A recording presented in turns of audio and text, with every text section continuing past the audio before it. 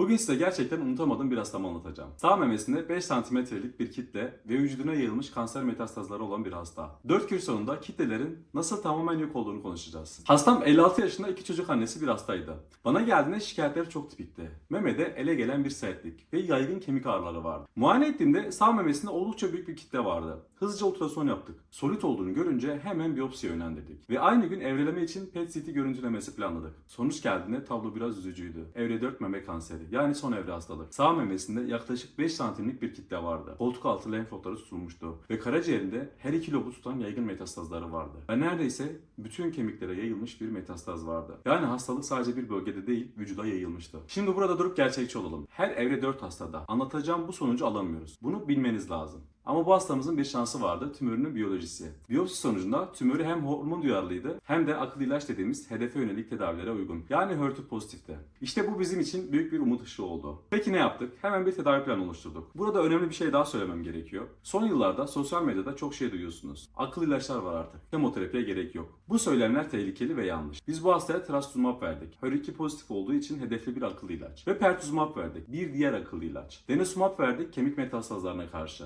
Ve docetaxel verdik. Yani kemoterapi verdik. Neden? Çünkü akıllı ilaçlar kemoterapinin yerine geçmiyor. Bu gibi bazı durumlarda ikisi birlikte çok daha güçlü etki oluşturuyor. 4 kür tedavi sonrası kontrol PET-CT yaptık. Sonuç ne mi oldu? Sadece 4 kürlük tedavinin ardından çektiğimiz kontrol PET raporu elimize ulaştığında raporda aynen şöyle yazıyordu. Sağ memedeki hipermetabolik tutum tamamen kaybolmuş. Yani o 5 santimlik kitle sanki ameliyat olmuş gibi yok olmuştu. Sadece meme değil ki. Karaciğerdeki o yaygın metastazlar tamamen temizlenmiş. Lenf nodlarında tam metabolik yanıt alınmış. Ve kemiklerdeki o yoğun tutumlar neredeyse tamamen sönmüştü. Doktor olarak benim, hastanın ve ailesinin o anki mutluluğu tarif edilmez tabii ki. Sonra tedavi 6 küre tamamladık. Ve hormona duyarlı olduğu için de letrozol hormonunu başladık. Tabii radyoterapiyi de tedaviye ekledik. Yani bu hasta sadece akıllı ilaç almadı. Elimizdeki tüm güçlü silahları kullandık. Tam bir ekip çalışması. Ve asla taviz vermedik. Şu an tedavisinin üzerinden yaklaşık bir yıl geçti. Hala tam yanıtlı. Yani kanserden eser yok bir şekilde hayatına devam ediyor. Son söz olarak şunu söylemek istiyorum. Ben size burada evre 4 kanseri şöyle yendik, böyle bitirdik diye bir mucize masalı anlatmıyorum. Bu hastada mükemmel sonucu almamızın sebebi hastanın genel durumunun tedaviye uygun olması.